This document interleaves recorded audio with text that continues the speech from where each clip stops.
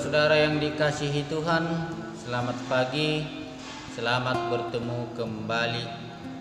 Mari kita bersama-sama memuji memuliakan nama Tuhan lewat renungan harian Jumat tanggal 26 Maret 2021. Kita bernyanyi dari buku Ende nomor 194 ayat 1 dan ayat 2, Aut so asi roham.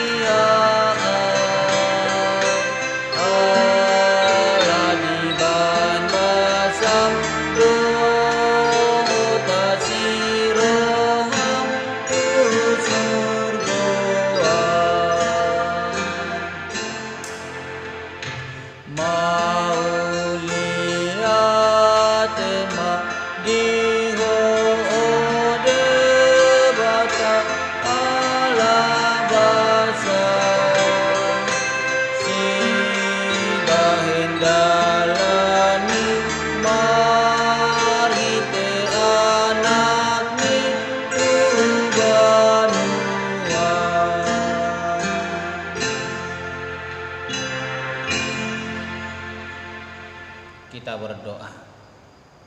Terima kasih Allah Bapa di sorga yang membangunkan kami dalam keadaan sehat. Kami penuh dengan sukacita datang ke hadapan Tuhan untuk memuji dan memuliakan nama-Mu. Kami mau disapa oleh firman Tuhan, agar firman Tuhan yang menuntun kami di sepanjang perjalanan kehidupan kami. Di dalam nama Yesus Kristus kami berdoa dan bersyukur. Amin. Bapak, Ibu, saudara-saudara yang dikasihi Tuhan, mari kita buka Alkitab kita yang menjadi nats bacaan diambil dari kitab Yeremia 33 ayat 1 hingga ayat 9. Begini dikatakan di dalam firman Tuhan. Janji pemulihan keadaan Yerusalem dan Yehuda. Datanglah firman Tuhan untuk kedua kalinya kepada Yeremia ketika ia masih terkurung di pelataran penjagaan itu. Bunyinya, beginilah firman Tuhan yang telah menjadikan bumi dengan membentuknya dan menegakkannya. Tuhan ialah namanya. Berserulah kepadaku, maka aku akan menjawab engkau dan akan memberitahukan kepadamu hal-hal yang besar dan yang tidak terpahami, yakni hal-hal yang tidak kau ketahui. Sebab beginilah firman Tuhan Allah Israel mengenai rumah-rumah di kota ini dan mengenai gedung-gedung istana Raja Yehuda yang dirobohkan untuk dipakai terhadap tembok-tembok pengepungan dan pedang. Orang akan masuk pertempuran melawan orang-orang Kasdim, dan kota ini akan penuh dengan bangkai-bangkai manusia yang telah kukumpul mati karena murkaku dan kehangatan amarahku. Sebab aku telah menyembunyikan wajahku dari kota ini oleh karena segala kejahatan mereka. Sesungguhnya aku akan mendatangkan kepada mereka kesehatan dan kesembuhan, dan aku akan menyembuhkan mereka dan akan menyingkapkan kepada mereka kesejahteraan dan keamanan yang berlimpah-limpah. Aku akan memulihkan keadaan Yehuda dan Israel dan akan membangun mereka seperti dahulu.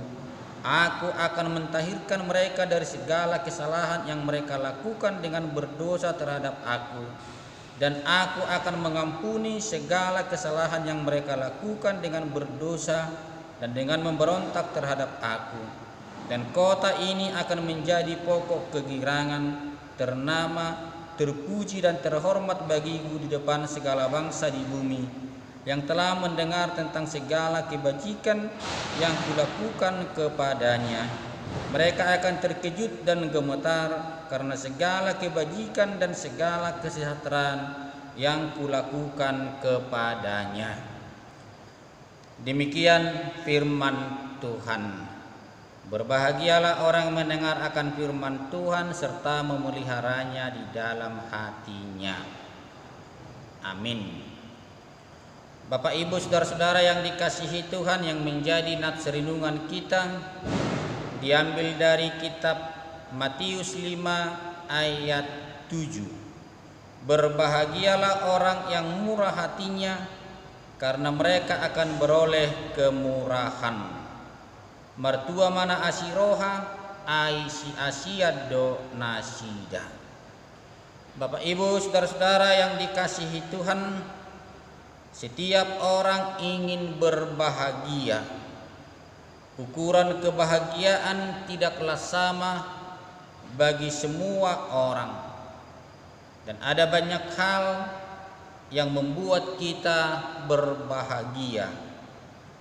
Kebahagiaan datang sejauh mana kita memahami berkat Tuhan di dalam kehidupan kita. Jadi semakin banyak kita memahami berkat-berkat yang kita terima dari Tuhan di dalam kehidupan kita, maka kita akan semakin berbahagia di dalam kehidupannya.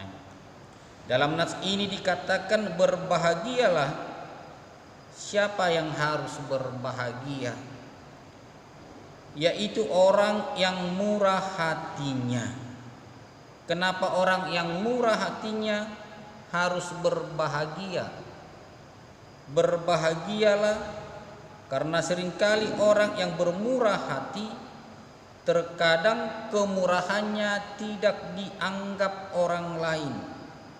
Padahal kita sudah bersusah-susah untuk melakukan bermurah hati, melakukan hal-hal yang baik.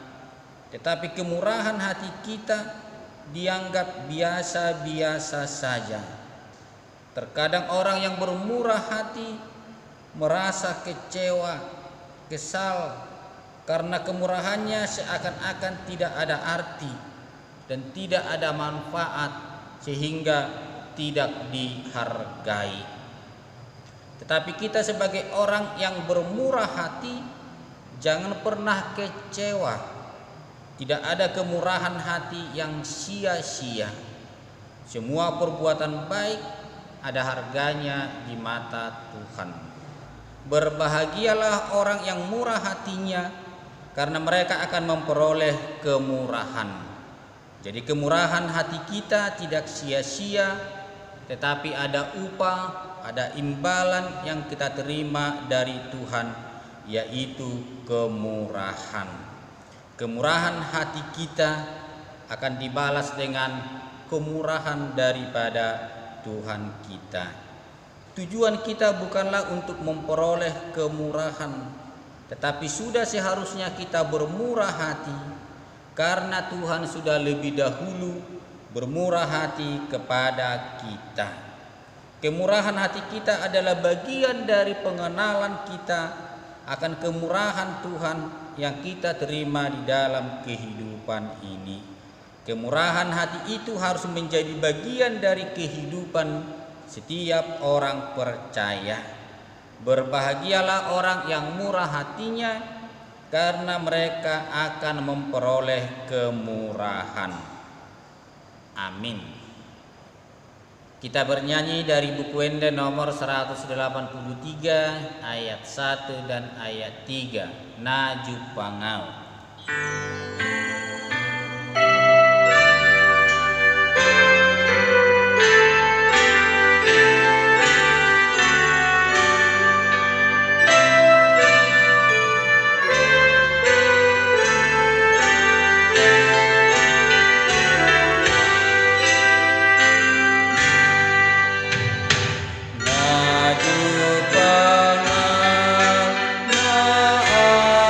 Asiro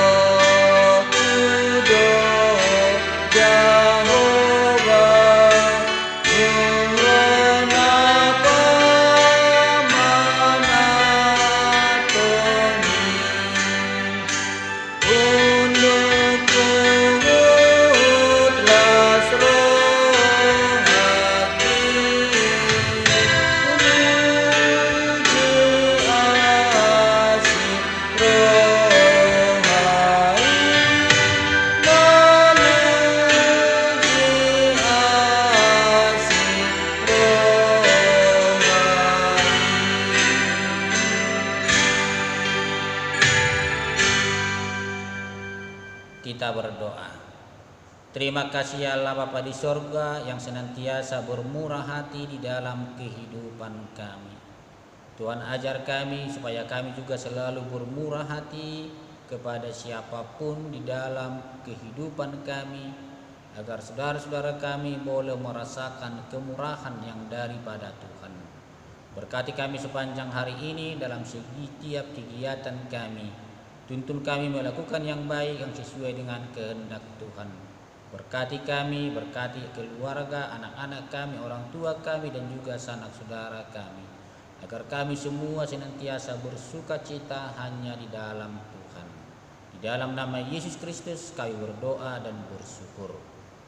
Amin. Anugerah Tuhan kita Yesus Kristus, kasih setia dari Allah Bapa, persekutuan Roh Kudus kiranya menyertai kita sekalian. Amin. Bapak Ibu saudara-saudara yang dikasihi Tuhan, selamat pagi, selamat beraktivitas. Tuhan Yesus memberkati kita. Amin.